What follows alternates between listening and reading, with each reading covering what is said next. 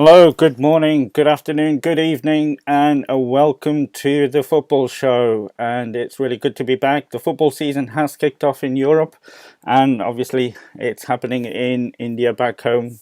So today we're back with a full house to talk about what's been happening, including the AFC Cup. Messi, I mean, that was the big transfer. Is that the best free transfer ever? But what are the issues in Spanish football? And we'll also be discussing the various European leagues that have kicked off and the expectations for this coming season, as well as obviously the EPL. And to kick off the show, we've got a full house of guests, and it's fantastic to have all these guests with us. And obviously, first on the man with the name on the door, let's welcome him first and see how he's doing. Nevin, good afternoon to you, my friend. How are you? Good afternoon to you, my friend. How are you? Good afternoon. Long time no see, and good to be back, and good to have a lot of football to watch. I think in the last few months we were a little deprived, but now we are back in like full strength and all looking good. Yeah, absolutely. And I know Yeah, you've been absolutely. really And I know busy with you've been other really sports busy in the with past other few sports in weeks. the past How's few the stress weeks. How's levels? the stress level? It's calmed down now. It's all normal now. I know there's a Paralympics starting and all that. There's Pro Kabaddi League action happening, all that. But Olympics was something else. I'm glad that it's over. It was also a fantastic event, and we couldn't have possibly hoped for a better ending with Neeraj Chopra winning a gold medal and all that. But football's our bread and butter, and we are back doing what we love doing most. So great to be Ab- back. Absolutely, absolutely. Absolutely, And it's absolutely. also a And warm it's also a welcome warm to welcome to a fellow a fellow. English person in Vimal. I don't know if that's fair to say now that you've been here long enough. I think we can count you as one of our own. How are you, my friend? I'm good, thank you. How are you, Brad? Yeah, very well, very well. How I are you just picking? wanted to say something. I can't believe that Nevin Thomas just mentioned Pro Kabaddi League and the Olympics in the same sentence. I'm very disappointed. Nevin? Nevin? I'll insist on putting a comma, which I can't say it out loud, but I'm just saying that these are the two things that are on my way. I'm not comparing it by any stretch of imagination. Well, Just Well, nothing. just nothing.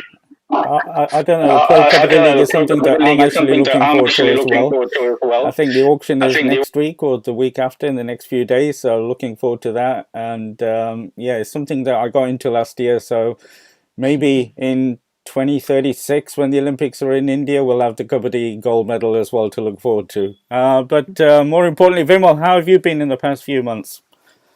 Just busy. I'm always on my laptop working or working outside, so it So has been dull. unlike Nevin, But you're doing proper kept me work. awake, so just part-time work, and then obviously I have to finish my dissertation, which all three of you have answered and helped the questionnaire. So that's been really helpful. Well, hopefully you can share that with us as well, what Oh the yes, of findings course, were. of course. It'll be good to hear. Now, I was hoping to have a fellow, because we've got the Chelsea firepower, but I needed some support from a fellow Fox, and he was with us, but I think we've just lost him, so hopefully he can join again. Let me see if I can get Let me hold see of if I him. can get hold of him. The fellow Fox and the fellow Messi fan who's now in confused waters. Very confused Very confused quarters, quarters. but this is the But this fun is of the live fun show. Let of me live see show. Let if me I can see join. if I can join.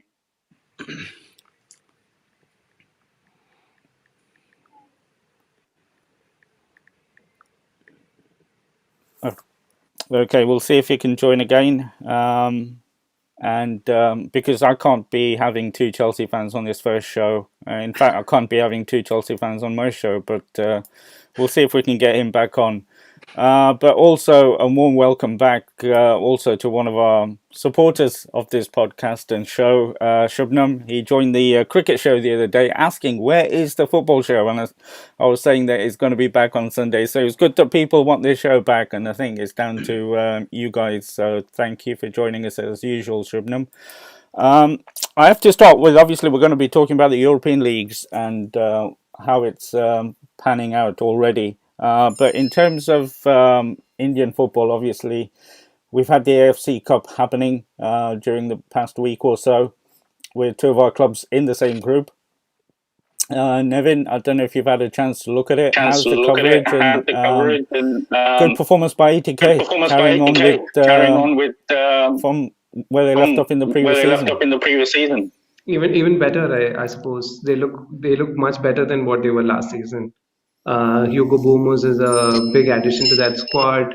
Liston is a big addition, and suddenly we are also expecting ATK to score a lot of goals, which wasn't always the case. They were completely reliant on counterattacks through Roy Krishna all the time, but now this is a completely dominant side, and I think this is a sign for the ISL as well. It's going to be ATK. If Mumbai can stay in touch, then that'll be great. But I think it's going to be an ATK versus Mumbai City FC sort of ISL in the coming round. But I didn't watch all the matches. I did watch ATK versus Mazia and the match against Bangalore, and they were very impressive. I thought they sort of unlocked another side to another perspective to their team. They're no longer just reliant on Roy Krishna or the forwards getting them everything. It's a complete squad. It's also got great depth. Been really impressed by ATK, and I think the continuity helps. Having the same coach, having the same formation, and all that really helps. Bangalore on the other side, I just saw that ATK match, but I was reading the reactions as well, and a lot of people are disappointed with Bangalore. They're not really, hit that patch yet, purple patch yet, and I think last year we raised those questions here as well in this pod as well as to like what is happening, what is the future for Bangalore. They seemed deprived of some freshness. We thought with Quadrat going that will be over, there will be some freshness, but maybe they need some more signings. Maybe they need to change things around. Right now, it looks a little bleak right now, but they have some time before the ISL, so maybe they can make the changes and maybe they'll get the team ready for that. And you mentioned, And that you mentioned, already in the already forthcoming in the ISL, that it forthcoming looks like ISL, it a looks like two-horse a race, two-horse because race. it's quite Because strange when you that's quite exclude strange when BFC you exclude already. BFC already. Yeah, I think last year also we didn't include them in the top. I think FC Goa seemed like a bit better side compared to the rest of the pack. I don't think Bangalore is no longer that squad that is expected to be the front runners of the league. And with the other teams, is always patchy, right? So Chennai, we don't know what to expect. Maybe they'll come up and come up with a great performance. I think in Owen Coyle there is a great manager in India, but does he have the team here there at Jamshedpur? I'm not very sure. So it's a mixed bag right now. So in terms of consistency, in terms of squad depth, in terms of what they've been showing in the last couple of months, I think Mumbai and ATK are the clear favorites. And Vimal, I don't know And if you've had a Vimal, I don't chance know if to you've had a chance follow to follow the AFC Cup, but the living AFC in Cup. England, obviously Living the in England, coverage is obviously, the coverage negligible. is negligible. But just looking from the But just looking outside, from the outside, are you are excited by you one of our excited by teams one of our possibly teams going into the possibly going semi-finals and into the having a semi-finals really and good having a chance of getting to the final? Definitely. I mean, it's huge for Indian football. Like you said, I never managed to catch the games, but I read the reactions and I know the score lines. And they were like comfortable victories, not like a scrappy game or just managed to edge out, which just shows that they are in it for they mean business basically. And that's something positive for Indian football definitely. And I think they have the what it takes to go all the way, if you ask me. And in I terms of the mean, cup, despite losing one of their key players, I mean, which is good for the player because he's playing in Europe and everything. But yes, like Nevin said, two additions like Bumos and uh, these people. I think the manager has bought them, like with a certain style or philosophy in mind, and these players may properly fit into that system or something. Well, we have to wait and see. But like Nevin said, it's really exciting to watch an Indian team, go for it at the Asian level.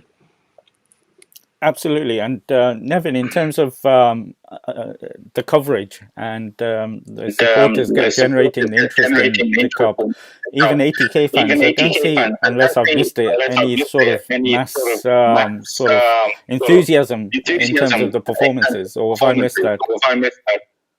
I didn't clearly get you there, Bharat. I lost you in between. In terms of the coverage of the AFC Cup and the media coverage of this and the fans' interest, how has it been? Because So, 80K, like Vimal said, really good yeah, I performances. don't know. Okay, maybe I don't know whether because I was involved with the Olympics and I've been a little away from Indian football, but I thought for something as big as AFC, there's not enough noise and Mm. there's not enough excitement because this is big, right?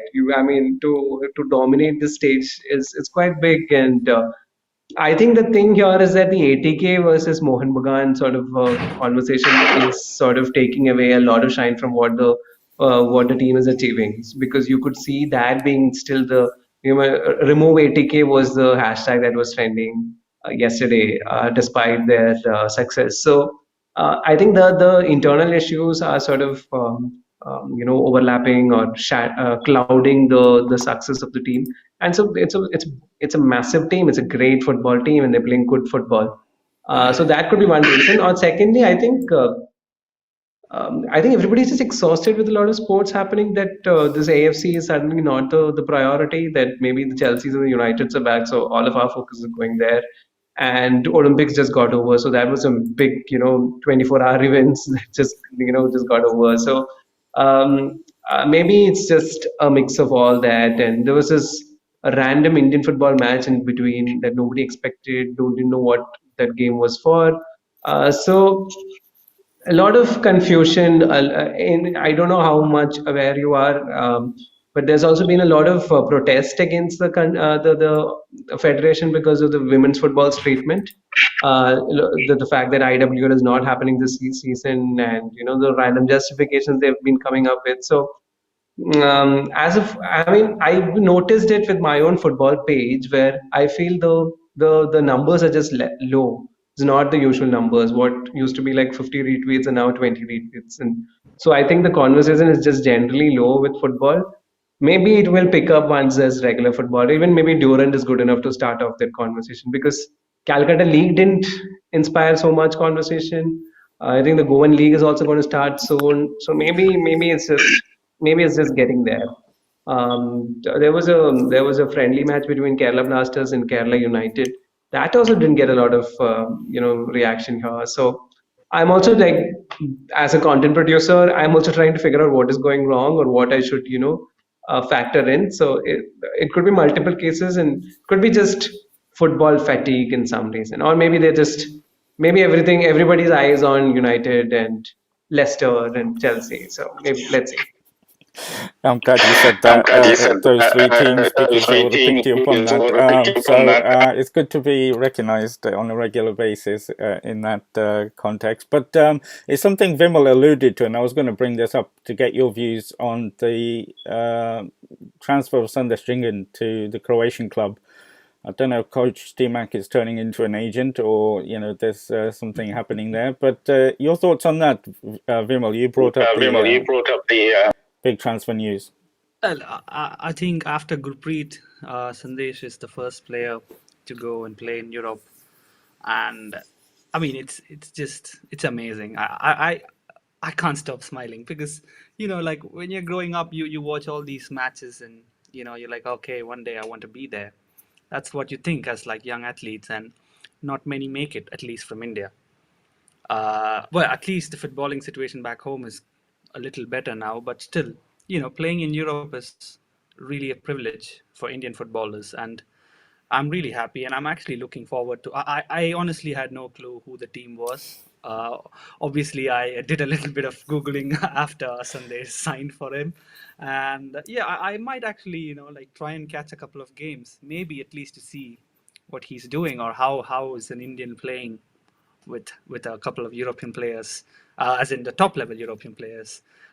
Okay, that might be controversial because we have some Europeans in the ISL as well. But just to be there and play in a European league is I'm sure definitely way more competitive than the ISL and Indian football in general. So I'm excited and I'm looking forward to at least catching a couple of Sandesh Jenkins games if I can.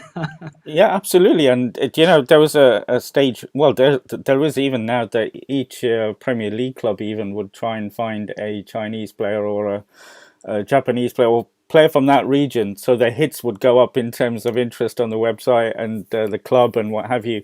This might help the Croatian club getting a lot more hits and a lot more coverage when there's a billion. Yes. Well, I say a billion people. You know what I mean about that. When I Yes. don't like using that phrase, but it can only do them good, Nevin. And we need somebody to open the door for our players and the potential. It's not just about the marketing and the hits, but it's also highlighting the level of players that we have that could potentially, with good coaching and good surroundings, improve in Europe. Um, I wasn't that excited, strangely, because I was a little like, why is Sandesh making this move at this point in his career? It seemed more like a dream than like a career choice in terms Is of it a like bad I want dream to to play in have? Europe. No, it's not a bad dream to have, but like, what is his club and how does that improve him at this point in his career? He's what, 28, 29. So it's not even like he is young and is going to develop his game or change his game at this point. He just recovered from a massive injury to have a good season. He's playing for a top Indian side. I see, like Vimal, it's always exciting to see Indians go outside, and we have a lot of youngsters going and playing there. So I mean, we keep talking about Gurpreet, but Ashik and Nemil and all these people have been playing in Spain and in multiple levels, not necessarily the top league, but there seems to be an output through Reliance Foundation and a lot of guys sending these kids abroad a lot. So I don't know. I'm a little confused. I'm trying to make sense of what Jingin's move was for. I mean, last year when Kerala Blasters released him, there was a lot of rumors that he is, Europe bound, and that's why they let him go and all that. So maybe this was always in the pipeline and didn't materialize last year. So this time they're not going. But from what I know, and a couple of journalists have tweeted it out, he is injured, and apparently the club is not at all satisfied with his training and work or anything. So there's another controversy happening somewhere. We hope nothing like that exists, and we really hope Sandesh gets to play. And we need him for our national side. He's our best defender. So we really need him fit and happy and playing a lot of football matches. So I hope it really works out. Though from my point of view, I've sort of struggled to make a lot of sense in it. I don't mind a youngster going at like 21, 22. It's not like I have a problem with Sandesh going at 28, 29, but I just don't see a lot of logic to it. So maybe it's just to prolong his career because he can go to Europe for 2 seasons, come back, and he'll have that Europe tag to him. So he'll definitely get another 3, 4 years here in India. I don't know. I'm just trying to think out loud, but just hope that it really works out for him. Just on a couple of things you just mentioned, Nevin. Do you think it's too late for a 20-year-old to improve? And another thing, the level of play and money that Sandesh was getting in Indian football, it's not about the money, is it? It's definitely not about the money, which is why I'm trying to say, like, he's definitely going there because he had a dream of playing in Europe. It has to be that. There's no other logic to it. He as a footballer, that was his dream, and he's going out there to achieve it, however late it might be. So I have complete respect for him and his move and all that. I just hope he gets to play. It shouldn't be that at this point of career he goes and sits in the bench and he should be playing 20, 30 matches a season. So as long as that's guaranteed in Croatia, I have no problem at all. But I'm doubtful. I've been hearing mixed reactions from Croatia as well. So I hope I'm wrong, and I hope he gets to play a lot of football matches. Because Yeah, if he's not going to play, then it'll be a big tragedy. absolutely. And just following on that, in terms of the limited options, Indian players have playing in Europe. Another person who had limited options as to where he was going to, Vimal, was Lionel Messi, of all people. I mean, the number of clubs that he could have gone to after Barcelona were down to one. Is Vimal there? Vimal? Hello. Vimal, Were hello. you asking me? I thought Were you you were asking asking me? I Nevin. thought you were asking Nevin. No, no, no. No, you're I you're in No, Europe now. you're You're a in Europe European now. You're the correspondent, my European friend. correspondent, my friend. okay. Okay. See, I'm absolutely disgusted absolutely by disgusted by the move, honestly, honestly, because because he could have chosen a he could more have chosen romantic a more destination like romantic somewhere like destination, like Naples. somewhere like Naples. Where he could have tried to, get back the glory days of Diego Maradona or something. Instead, he just chose for a sport washing project, and Wow. the easier road. I mean, I'm sure a man of his stature is educated, and he knows about what's going around, and it's all lined up very well for the Qatar World Cup. Because you get to sign the best player, or arguably the best player. I don't want to disappoint the Ronaldo fans. Just a year before the World Cup, that's like, what more can they do? So it's disgusting, and if PSG don't win the Champions League with this squad, I think they should just quit football. I mean, strong statements from you in terms of. But honestly, do you think another club could have afforded Lionel Of Messi? course, I mean, Manchester City could have easily afforded Messi, and I genuinely believe Chelsea could have afforded him, even though it would have made no sense. But I think United could have afforded him At his because wage, 500,000 a week, plus listen, endorsements and plus all the this is a add-ons. man who can basically change a game like that, like within a second. And I honestly think if the club is looking for a special player, like 35 million a year, like, listen, Arsenal paid 50 million for Ben White, so I That's don't not think fair. yeah. I mean, I don't think it's I hope it doesn't come to bite me today. but Well, yeah. Well, but there's I rumors that he's don't not want to be fit, spending but we'll 35 talk million about that later. yes, for the best player. For the I best don't know. player. Why not is the question. He's Nevin, still got like 1 or 2 years. Like 1 or 2 years. No, I mean, I would never want to get Messi on the team simply because it just destroys the balance of salary and all that. Having one player get 600,000 a week, well, the second top is like on 200. That just doesn't fit right for a club like Chelsea or United or I think any English club, I think. That's why probably they've just kept their hands away from it. Like Vimal said, I think they could have afforded it had they planned for it. And I don't think Messi was also interested. I think he wanted to go to France, go to Paris, lovely city, just chill and get all the money. So I think in terms of, I'm not disgusted by the move per se because I'm like, okay, he's done it all for Barcelona. I don't think he owes it to the club to stay or anything, and he doesn't owe he was willing to anybody take He a was pay anything. willing cut, to wasn't take a it, to pay cut, stay? But wasn't even it? that Yeah, didn't yeah, work But out. even exactly. that couldn't work So out. he tried, and what is the next possible destination for him? A lot of clubs were not, willing. I don't think a lot of these clubs even approached. So it can't be that Messi goes asking, "Hey, Man United, do you want me? Hey, Chelsea, do you want me?" He had like I think only City and PSG even remotely interested in getting him on board. So at the end of the day, I think Messi's hands were also tied. There's only one club who can sign him Yeah. unless he takes like this very romantic route of going back to Argentina or playing somewhere or something. But that's also ridiculous for us to expect. No, why should he take all that pay cut when he's like the Well, top like footballer Vimal in the said, Well, like world? Timo the said, legend Diego the did. legend Diego did. Diego didn't take the same route, mind you. Like he, they, I he mean, was he not made really it so wanted big. at They've Made it named the so big Barcelona. stadium and after named the him. stadium after him.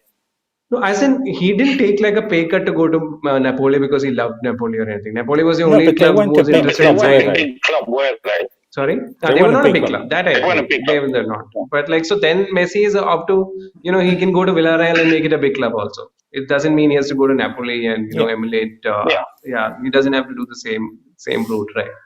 So yeah, I mean, I feel bad for everybody involved. I feel bad for the fans also. Just a lot of these Barca fans or like Messi fans suddenly have to choose between Messi and Barcelona, and that's always hard.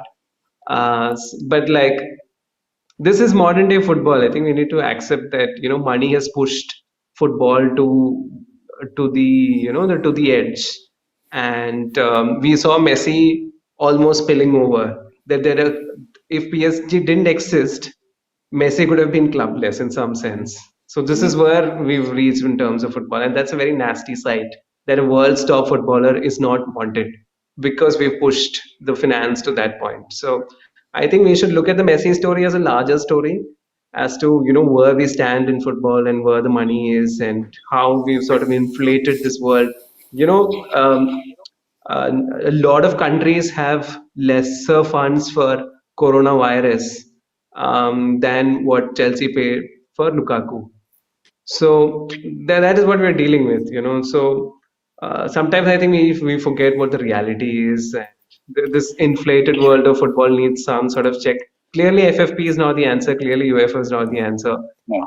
So I don't know where this is going. I mean, as Chelsea fan, I know that we've also benefited from the whole system, but we need solutions to save football, and Messi is just a great example of that. Yeah, don't bring Yeah, morality don't into bring football. morality into There'll football. be There'll a long be discussion a on long that. discussion on that. But just on something But else just that on something Vimal else that Vimal mentioned, how much pressure mentioned, is how much pressure is Pochettino on Pochettino on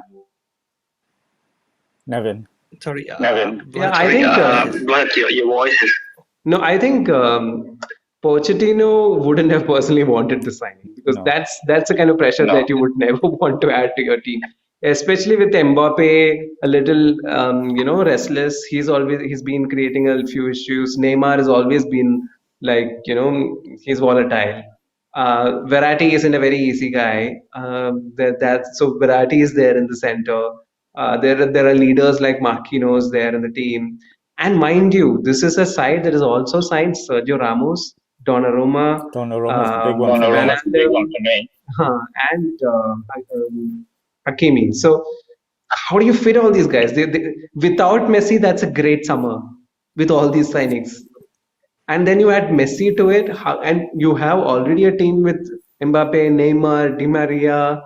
It's it's a terrible situation to be in. One, I know you you cannot have like enough of riches, but I think in this case, yes, it's just too many players and too many players who are not willing to adapt. I don't think if Messi is asked to run back and defend, he's not going to do it. Neymar is not going to do it. Mbappe is not going to do it, and a lot of people will have to work their socks off to ensure these three get to play their game, and that'll be I'm hoping it'll be like the MSN trio at Barcelona, where they had Suarez. But Mbappe is different from Suarez. He also, likes to run in the wings. And then there is a confusion. Neymar on the left, Mbappe on the right, and Messi in the center doesn't really solve because Messi isn't your, a target man or somebody who is going to poach those goals. So it's strange. I'm really looking forward to how they they line up. And Vimal, And you Vimal, initially you mentioned the fact initially that mentioned the fact that Pochettino, if he doesn't win if PSG don't win the Champions League this year, then they should pack up as a club. I mean, that's just, I don't think that's going to happen because when you look at it last year, they had a very good team, but they didn't win the Liga in France. They didn't make it into the finals of the Champions League. They bought 4 of the 5 players that Nevin mentioned on a free, although they're big players. Quality and class and a huge squad doesn't guarantee trophies. Any day. I mean, but you know why I feel they might win this year is not just because of Messi, because of a person like Sergio Ramos. Listen, this man has probably he's been leading a club like Real Madrid, who don't have the most loving fans, and he's been at the center of all their battles. Like like a lot of credit goes to Ronaldo for all the Champions Leagues, but this man, I don't know if you remember, he scored the header against Atletico. I mean, that experience, like Marquinhos is a young, and like I think he's 27, 28, and pairing him with Ramos, who's basically been through so much. He's won the World Cup, he's won the Euros, he's won the Champions League. that is actually going to make a difference. And I do feel a little bit bad for PSG's goalkeeper, because Donnarumma is great, but this man has done everything for the club, and just to buy another young player to replace him, I don't know, it doesn't make sense. And even Hakimi, I don't know what difference it's going to make. But Ramos, with his experience, and Messi with his experience in the glory days with Barcelona, could make a difference. These people, like I don't know, for example, Neymar left Barcelona to become the star, to become and to win, but he's never managed to do it. He's had so much time. I think he's been more like injured than he's played for PSG. So maybe this could be the final, piece in the jigsaw, or it just could be a matter for all of us to laugh at at the end of the season. I genuinely hope it's the second one. Well, yeah, there's a lot of people that will be hoping this doesn't pan out the way PSG owners think it will pan out. But it was the same with you Chelsea fans, when you were splashing the cash. But listen, I have to disagree over there, because even Nevin, I'm surprised he mentioned FFP and Chelsea on the same lines, because we have been selling enough players. I mean, yes, we've been spending 50 to 60 million or 70 million max every year, but you the had other 3 money teams is out from on player loan. sales. Yes, it's the system that's working. It has been like, I don't think there has been an FFP accusation against Chelsea anytime in the near past, because we've been getting all the money from us. Like we all the 250 million or 270 million we spent on Havertz and Werner, we've got majority of that money from Hazard and Morata. And this year we got, like, yes, we did spend close to 100 million on Lukaku, but we sold Abraham for like what, 40, close to 40, and like Victor Moses. A lot of fringe players have left, and I think a couple of more players are about to leave before the window closes, like Bakayoko and all these people. I mean, they might not generate much money, but even 4-5 million is good. And I think we even got 2 million for Giroud. But I think you would agree, in your heyday, you were splashing the cash. We're splashing cash, but following the rules. Is what I would say. Well, all I would say is that before you... I mean, I sort of agree and disagree in terms of we flaunted the rule when the rule did not exist. So in some sense, we didn't break the FFP rule. We didn't break the FFP. And also, Vimal, what we tend to forget is that Chelsea can afford to spend the 100 million that they generate because there's Roman Abramovich. A lot of clubs can't, earn 100 million and spend 100 million. So yes, in terms of checkbook, it's clean. But a lot of the clubs also have to, pay their wages, a lot of other things also through that revenue that is generated through the transfer. So again, it's not anybody's fault. I am happy that Chelsea can do this, but and I don't think Chelsea is the biggest problem right now, especially in the last 10 years. I don't think Chelsea is the biggest problem for world football. But the thing is, unless there is some strict rule, and I'm not saying FFP the way it is should be existing, because that means it's very difficult for an ambitious club to change things around in a season. Then it's become very difficult. It has to be like, I think, a 3-year or a 5-year project where if you can clean your books in 3 years, then it's worth it, because that's when, that's how businesses run, right? So you invest 10x hoping that in 2 years or 3 years you reap the dividends. So I think the FFP in itself needs to be altered. But like I don't think Chelsea is a problem right now. I completely agree with Vimal. I think for the last few seasons they've been a very clean club, and they've been balancing their books quite well. Yeah, you've mended your way when richer clubs have come through with the Arab Man City and what have you. But just on a bigger, just on the back of the financial issues, and where La Liga is Barcelona announcing £1 billion in debt. Is this a downward spiral now for Spanish football? Nevin? Oh, I don't know. I mean, there will be a lull for sure. There will be like 2-3 years where the Spanish teams are not really up to the mark. I mean, would you still stay up very late to watch the Clásico? Sorry? Would you still Would you still stay up late to watch the stay up late Classico? to watch the Classico? I've not really been interested in Classico ever since the Guardiola Mourinho era, to be very honest. Even the last years, I know Messi has been there, but it's been quite not a very interesting match to watch. So, I mean, I watch it for the sake of it, not necessarily because I enjoy it. So, for me, that doesn't really make a difference. Perhaps I'll be more interested because there's no Messi around. And so, I want to see how these two teams will now, play it out. But I think there is enough football in Spain for them to come out of this. So I think and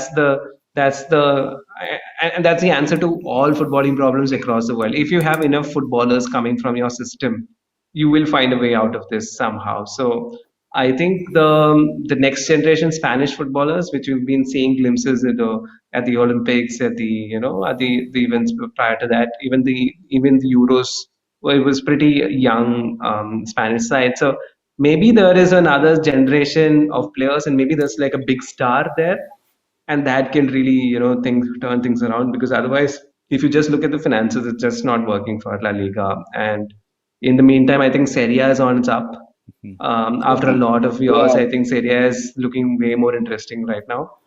And PSG and League One will definitely get a lot of eyeballs this season, You think? simply because You think? I mean, I think there will be a lot of international football fans. I don't know the right word to describe them, but there is a considerable amount of people who will want to watch PSG. I know that in our website, the place where I work, I mean, we do a lot of analytics on what is being searched, and a lot of people are searching how to watch League One in India. So a massive volume is searching how to watch League One, and there is no broadcaster for League One in India. So, Well, that tells you about the tells you standard about of the League standard One. of League One. yeah, and obviously, I think the money probably didn't make sense for a lot of TV channels here to get their rights. But now maybe they'll get like a PSG rights, just the PSG match or something like that. So clearly, it's going to be very tough for La Liga, but I don't think that it's too big and there's too much tradition and too many footballers coming out of La Liga for it to just disappear.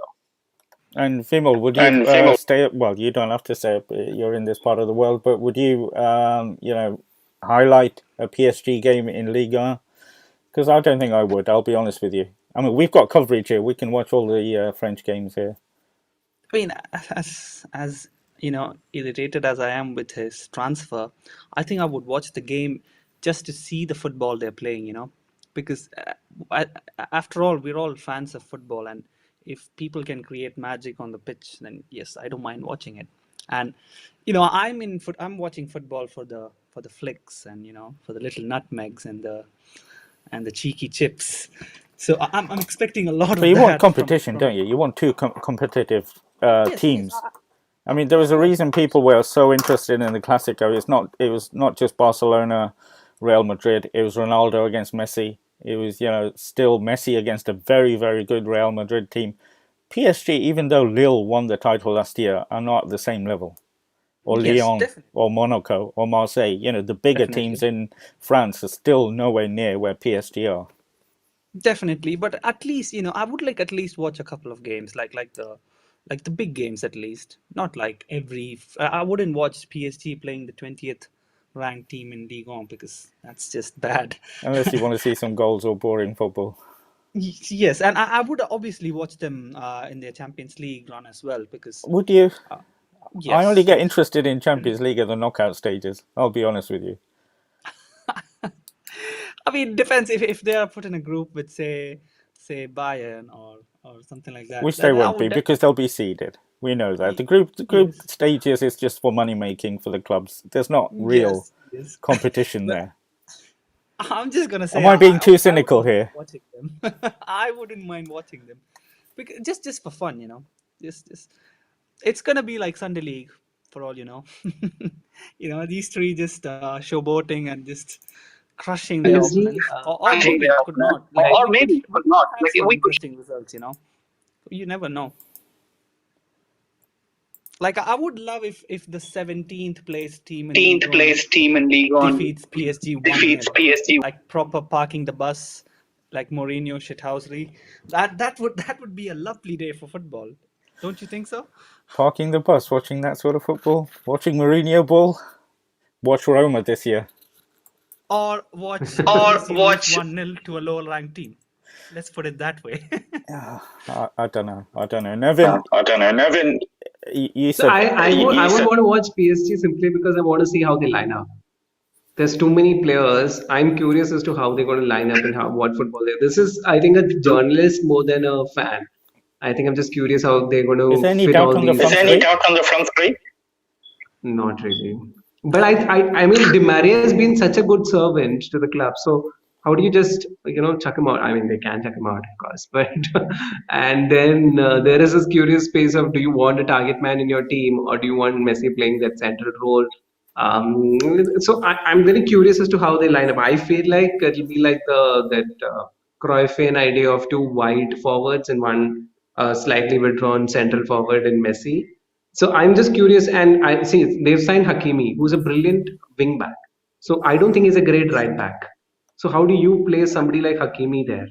How do you take Kimpenge off the team? So if you're going to play a four in the back, do you not play Ramos? Do you not play Marquinhos? How do you solve that solution? How do you solve that question? And then there is do you play Marquinhos in the midfield? If that case, then there's variety, and then who?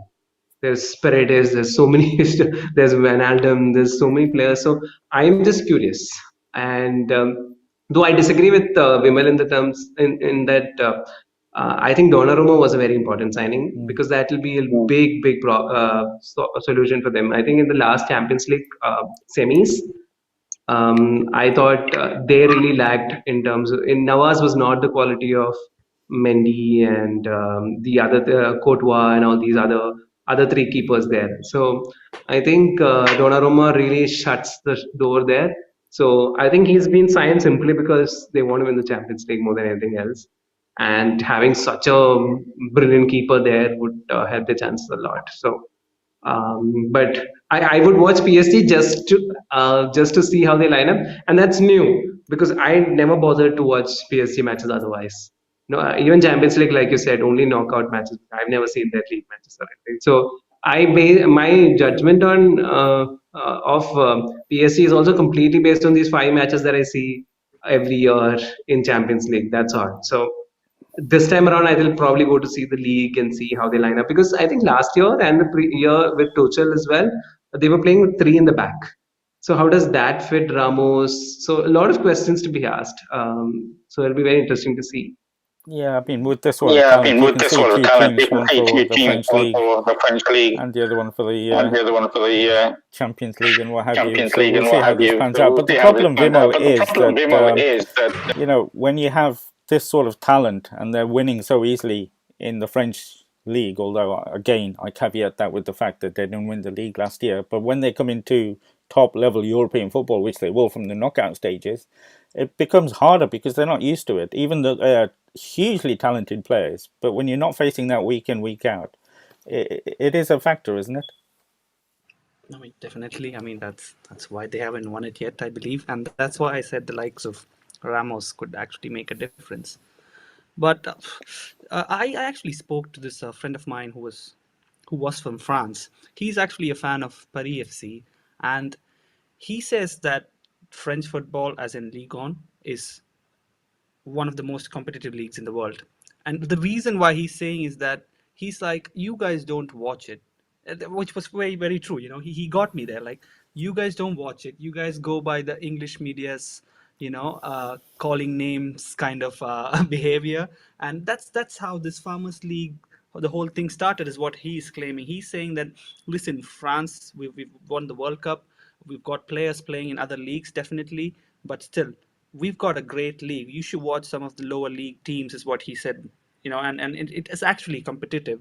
But again, like, listen, I haven't watched League On, but when I've seen the strongest team, or on paper at least, the strongest team in France playing like that in Europe, then obviously you're going to think, okay, maybe the league isn't good, because it's only natural.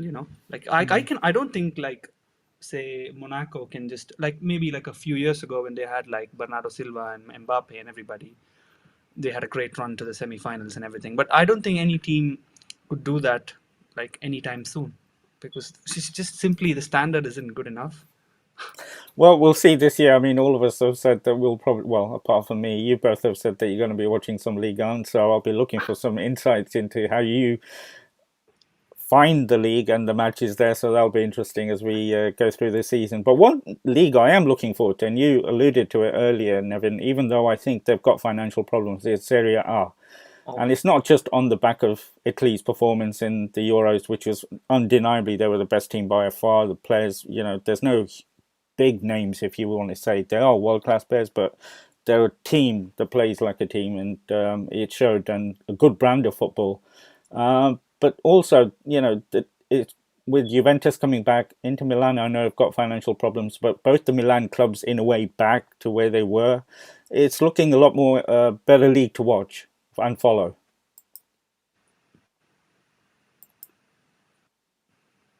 Can you hear me? Yeah, I can. Yeah. Yeah, I can. I mean, I'm really looking forward to Serie A. I think this probably be the first season I will try to follow it more religiously. There is obviously the Milan teams. I think Maldini has sort of led AC Milan into very good shape with like very good, sharp, sensible recruits. Even Giroud and everybody is like very, very sensible signings, I believe. Then there is Inter Milan, despite I think losing Lukaku and Hakimi, and I think it's still a very good side, and I'm sure they'll try to sign somebody as a good replacement, if not the perfect replacement. And they're the winners. They've just gotten the taste of winning after such a long time, so they will want to stay there. Juventus will always want it back, and they're a very good side. And then I think don't underestimate Roma. They're gonna do a little bit of shithousery for sure. There's Napoli, which is always like a mixed bag. So this we're talking about like five, six teams that can really. And mind you, if you look at the Italian teams, it's like the Sassuolos and the Lazios. These are the Atlanta. clubs that produce the Atlanta. top. Yeah, exactly, the top players. So they're also going to be challenging. So I think the Euro sort of helped us understand that there's talent there, a lot of good clubs there. Atlanta, we can't forget them. They're Yeah. a good side. Yeah. So I think, yeah, like I said, I think six teams that can really give it a good shot. I hope Juventus doesn't run away like they've done previously, but I don't think they can. I think the other sides have clawed their way, and the distance between Juventus and the other teams is no longer that big. So I'm really looking forward to Serie A. It's always susceptible to these financial issues, right? There's always something wrong with Serie A all the time. So there's nothing new there, but I hope that doesn't really become the major talking point, and that the football takes a beating, because I really like the fact that there's a new Italian revolution for football happening, and I want more Chiesas, I want more of these kind of players coming out forward. So really exciting. I think Serie A will be a good league to watch. Yeah, and Vimal, Nevin said there's always been financial issues in Italian football, and we're finding now with the Spanish football. But there's a lot more games I would actually look forward to when you look at the Rome derby, the Turin derby, the Milan derby. There's a lot more interest, like Nevin says, in Italian football. All of a sudden, I would say, actually, yeah, I will stick with that. Definitely. I mean, I'm very excited for Lazio and Roma especially, and you know why? Because two former Chelsea managers. Lazio a little bit more than Roma, because I want to know what. I mean, I'm really looking forward to what Sarri can do. Because I genuinely think he's a really good coach if he has the players and like who fits his philosophy. I mean, I can't believe Juventus just sacked him. Like it was a difficult season. Inter was really, really close. Like I think they won by a point or something the last time Juve won, and they just managed to just look past that, and then they hired a rookie in Pirlo, and then they suffered. And now they're getting back their old coach who's got them back-to-back titles, or like more than back-to-back titles. But yes, like Nevin said, like I'm looking forward to Mourinho and Sarri, especially. I think Mourinho can, like help Roma for a top four finish. I genuinely think so. And Inter, I think, won 4-0 yesterday, I think. And they've off to a good start. And I mean, they lost their best player, and moreover, they've lost their manager, who's the real winner. and I'm just really hoping that either one of them. I mean, I'm not a big fan of Inter, so I really would like to see Milan or Roma or Lazio do something. I just hope Juventus doesn't win. Well, but even if they do, it's going to be from what Nevin said, four, five, six teams. They're going to be very competitive, and that's what you want to make it an attractive league. Absolutely, yeah. And I kind of like Allegri. I thought he was a very underappreciated manager, very astute, and he plans really well. I think he'll get that UA side to click as long as they're willing to adapt to his system. I think he's a good coach. I think a lot of people say he's a defensive-minded coach. I don't think he's just that. I think he always, I mean, he likes that three in the back and obviously the Italian way, but I think he's a good coach, and he's been taking a break. It's not like he was working also, so he's going to come back fresh. I'm really looking forward to seeing Juventus play. And just before we move to the best league in the world, we can't ignore what I think is the best way of running a football league is the German football, where they have that 51% rule, and Bayern and Dortmund, and they're still producing players, and it's a good league to watch. Remo. Well, I just think it's going to be Bayern again. There's a lot of pressure for Nagelsmann there. He's come with a big. Sorry, you were saying? No, he's come with a big reputation. Now he's at the biggest club in Germany, and the title I don't think is a given. And they're looking for Europe again, semi-finals at least. So he's under pressure as well. He's definitely under pressure because I think the Super Cup was his first ever trophy as a manager, and. That was a good game. Listen, Bayern winning the Bundesliga is more or less given because, well, the second best team is Dortmund, and they basically floored them. I mean, people. They gave him a good run in the Super Cup, and they still got Haaland for the next couple of weeks at least, or next week rather. But people are like, Haaland this, Haaland that, and Dortmund's great. They've got Jude Bellingham and all the young players. Listen, Bayern are a different machine. They're going to win the league easily, is what I feel. I don't think there's any competition in Germany as well. I mean, maybe for the second, third, and fourth spot, yes. But for the Bundesliga, I think it's Bayern. I mean, it's Bayern's title to lose. Let's put it that way. And but Nagelsmann, like you said, he's a young manager. He's got lots of ideas. But what's the difference from Leipzig to Bayern? He's gonna be managing or coaching winners, players who already won. That makes a lot of difference, in my opinion. And that's what's going to help him. And I think a semi-final appearance in the Champions League would be a good season with Bundesliga and the other domestic cups as well for Bayern. Yeah, but it's another league. I enjoy the football, and we're very lucky here that we've got live German football as well here. So we'll be able to see how Bayern get on there. But turning now to the best league in the world, as the English say to us every time they get an opportunity. But let's face it, I mean, it's the one that generates the most revenue, and most people watch for a reason, even though there's no Messi or Ronaldo in the league, and never has been, but it's still become the biggest league. Nevin, I've got to start with your boys. My fellow Fox has just said that they've had a power cut where he lives, so unfortunately that that's where he lost his connection. The joys of living in one of the big cities in India. But Nevin, this is going to be, in my opinion, one of the most competitive seasons when you look at the teams and who they've bought. And do you think Lukaku is the difference that will make it a Chelsea Premier League win? He's definitely a difference. I don't know whether that's going to be like a difference enough. Simply because I think, like you said, it's a very competitive league. So Chelsea defeating United or City is not necessarily a title, because then you still have to win against Brighton and you'll still have to win against Southampton. And so this Premier League is a slog, and every 3 points matter. So I think Lukaku is definitely. I really like Lukaku. I think he's a very mature forward. I thought he was creating a lot of chances at Inter as well. So adds that element as well.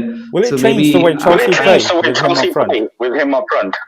Sorry? Will it change the way Will it Chelsea will change have the to way play with Chelsea will him up have to front? play with him up front? I don't necessarily think so. A lot of people say that looking at his physique, that people expect him to be the classic target man. I don't think he's your natural classic, who likes it on the head and who likes to chest things. I think he likes the ball on his feet a lot. You can see him driving at the defenders also. So a lot of people mistake him for his size actually, and I think that way, I think Lukaku isn't that guy who. I mean, a lot of people are saying the answer to now Chelsea scoring goals is the Reece James putting those crosses and Lukaku heading those in. No, that's not how it's not going to work. You think? I think it'll be a lot more of ball to his feet. Obviously, it'll be like a target man, and then I want to see how Havertz and Werner and Pulisic is going to be used. That'll be a big. I think Lukaku will be, Premier League. They like a challenge. So even a Ben White will think that, Lukaku is somebody who can be in his pocket, and they will. I'm not demeaning Ben White in any way. Like there are good. I remember like the defenders like Don't Dawson worry, and Vimal's everybody. They're already just done it. Vimal's already done it. and I know. I mean, defenders in they may be like a Mings and people who don't who are not like Sergio Ramos, but they'll still turn up for these matches. Then they will keep the target man under control. So then it really depends on what that person can do on the turn. Can they release a Werner? Can they release a Havertz? Or does Chelsea have a plan B? So Lukaku is a great signing. But it really depends on what Lukaku does to the rest of the team, and it'll be very interesting to watch because I don't think Chelsea had a target man last year. Tammy is Turbo? also not your classic target man, so let's see. Vimal, I don't want to turn it into a Chelsea show. This is the last thing I want, but I have to end by asking: does it, by spending so much on Lukaku, tell you that the money that was spent on Timo it's not being justified? You need a out-and-out goal scorer. I'm sorry. Are you asking the money they spent on? No, it Lukaku says a lot justifiable? that Timo just hasn't, gone in, become the player that he was bought as. Yeah, The goal Timo's scorer, the main goal definitely. scorer for you guys. That's the thing. See, I think Timo last season, I think he's had at least double-digit assists and double-digit goals, all competitions put together, which is a decent start for a player. I think the expectations when top clubs buy a player is too much these days. It's like everybody has to score 30 goals or like 20 assists. I mean, that's not possible. Like Isn't some that what people you're take. expecting from Lukaku? I am expecting a little bit more than what I expected from Lukaku because he's already played in the Premier League, and I think Werner was never a out and out striker, was he? Even at Leipzig, he was a wide forward. But getting the goals, which he isn't Yes, in yes, the same way for Chelsea.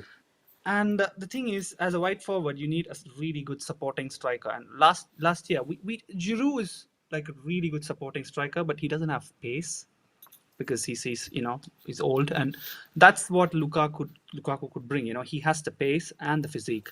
He can hold the ball and release Werner on the left. And you know about Werner's pace, so that could make a lot of difference. And I genuinely think that he can score like 20 goals this year in the Premier League. There you go. Well, You're expecting that. Yes, and I don't think I'm not saying that. Well, I don't want to jinx it because we might not win the Premier League, but we do have a genuine chance. Oh, is yeah. what I feel. Yeah. Yes. 100%. And I think again it's City are the best team in terms of squad depth. I mean, there's no arguing about that. I think we all can agree on that. But I think United and Chelsea have added really significant players to the squad that could actually make a difference. And I think the second and third spot is going to be a fight between United and Chelsea. That I can confidently say. It's second and third. Yes. I don't want to say the first spot and jinx it. I know I'm being harsh here because other teams, I don't see them doing much, honestly. I'm surprised Liverpool is not there in that list. Oh, Liverpool is not doing anything. Wow, I mean, I was quite impressed with their football. I don't know why. And Anfield is a big advantage. It's tiring, Tiring. he makes his players run and run and run, and there's only so much they can do. I mean, it's just the beginning of the season. You just wait for say December, and then we'll see. I don't think Liverpool are going to do it. Well, they usually say, you'll get a picture after the first 10 games. So we'll see where each of the teams are. But, until Man City splashed the cash on Grealish, Chelsea were the favourites to win this year because of the way they ended last season and the way Tuchel seems to be building that team. And obviously with the addition of Lukaku. But is Man City, just like Vimal says, the team to beat for you, Nevin, considering the investment Man United have made? No, I think United and Chelsea have no excuse this season. They can't be like, oh, City. Exactly. They've spent enough money to now say that, they should be fighting for the title and not second and third. There's not a given thing for City to run away with the trophy. And I'm expecting Liverpool, Leicester. I don't think it'll be an easy league at all. I think this is a good league. I think I'm expecting a lot more of. So I don't think we will see those kind of seasons where we hit 100 points. No. I don't think that is happening this time around. Simply because I don't think City is flawless. There are chinks in the armor for Chelsea and United as well. Yeah, and yesterday without KDB. Yeah, I mean, with KDB, they are I did mention this last time around as well. It's now confusing as to whether City play better without KDB or with KDB. I know it's a very controversial statement to make, but he's such a talent that you have to fit him in the team somewhere. And Pep loses it. Sometimes plays him as a striker, plays him as a deep lying midfielder. It's too good. But sometimes I think Gundogan becomes a confusion where Gundogan should operate, because if KDB is operating, does he take up the more advanced role? Does he just sit back? So I mean, I think the fact that Chelsea beat them 3 times last season, that just showed a lot of teams that these guys are beatable, and all you need is the perfect plan. Sorry, there's a team that just beat them a couple of weeks ago. Oh yeah, and there's like a silverware to show for that. First trophy. And I think Leicester is a good. I think Leicester is a good side, but I don't know if I mean, sure, you're like, whichever teams wins the Community Shield never goes to win the title. So I've always wanted Chelsea to lose that match. Whenever Chelsea's played, I want them to lose the Community Shield because they never win the Premier League after that. So you probably, well, so. Not the way they reacted after the penalty. They wanted that. Pep counts it as a trophy, and Pep is a born winner, hates losing. But I think, the good sides. Look at Aston Villa, for example. They've made a lot of investments and they've brought in good. I think the second level that Leicester are in, and I have to be honest with you, as a top 4 in terms of spending and the power. But the second level is very close now, with the likes of West Ham, Aston Villa, Tottenham. I really like the way Brentford played. So we're talking about like teams that are supposed to be battling relegation also playing good football. So it'll be a very interesting league. But I don't think there will be any excuse for Chelsea and United this season. Considering the money they've paid in the last 2 seasons, they should be challenging City. They can't just keep saying, oh, City has money, City has money. These clubs also have money and they've been spending it. To be fair, with Chelsea having won the Champions League last year, the pressure in terms of the money spent has sort of been justified. But obviously, I think they'll be there or thereabouts in the Premier League. But, look at United, for example. They've signed Sancho, they've signed Varane. Yeah, that's like 2 really, really good players. I mean, United fans are never happy, so they're complaining about defensive midfielder not being there. But that's just an excuse. I mean, yes, a defensive midfielder like a Rice would be a good addition, but I think like they're expecting Rice to come there and then play a single defensive midfielder, and he's not NDD levels of that. It requires an immensely talented defensive midfielder to play the single. I don't think Rice is that person. So then again, you will have to play a McTominay or a Fred, and then it becomes the same formation, the same setup again. So I don't see why United fans are this unhappy about. after a very good summer. Yeah. But let's not get that. But I think the biggest signing for United has been Varane. I think he was so needed. He was so needed. But And for the money, that's just yeah, such a good deal. Yeah. I think Declan Rice is being outpriced. I think they're quoting around 100 million West Ham, which is, I think, ridiculous. But another player, shall we say, he's having the Messi issue is Vimal, is Harry Kane. Player that wanted to leave before the Euros. And the suitors, just like Messi, are very, very few, if not only just one possible club now that Chelsea have bought Lukaku. United have spent a fortune, so I can't see them spending 150 million on another player. So there's only one possible suitor. Any sympathy for Harry? Not really, because I think he should. He signed a 6-year contract. This is on him. I mean, you know where you're playing. You know what kind of club you're playing for. You know what has happened over the years. You don't sign a 6-year bumper contract. At the least you can do is put a release clause on it. I mean, his agent, I don't know what he's smoking. Yeah, that's such a wrong move Very from expensive Harry Kane Cuban anyway. cigars. Yes. So I don't feel sorry for him at all, because if he wanted, he could have moved. But I don't like players who don't go for training and do the whole AWOL, because that's just disrespectful. Like, either you play or you just go out and say, listen, I don't want to play. Say, listen, I don't want to play. Don't be a professional. Like, if you're playing for a club, if you're under contract, go for training, be a man, be a professional. Show some respect, because these people have given you everything. Otherwise, just go and make sure it's not like like Messi. Just make sure it's straightforward. Just go and say, I don't want to do this anymore. I want a different challenge. It's as simple as that. I mean, do you have... Sorry, Nevin. Can you hear me now? Yeah, we can hear you now. Yeah, we can hear you now. No, I'm saying that I'm surprised that Vimal thinks that Danny Levy is just going to agree. Oh, you don't want to play here, so you're free to go. I don't think that works at all at Tottenham. And I think Chelsea, I know it from the Modric days that this is one transfer that's not happening. That's why things went after Lukaku. He is a taskmaster. He will get the last penny out of Harry Kane, and he doesn't care. So I don't want to put all the blame on Harry Kane. Yeah, I think he's given a lot to the club.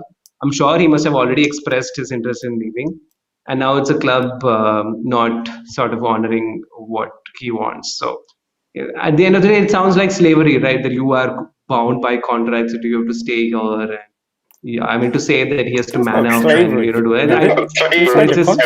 It's a very good slavery, like with a lot of money involved.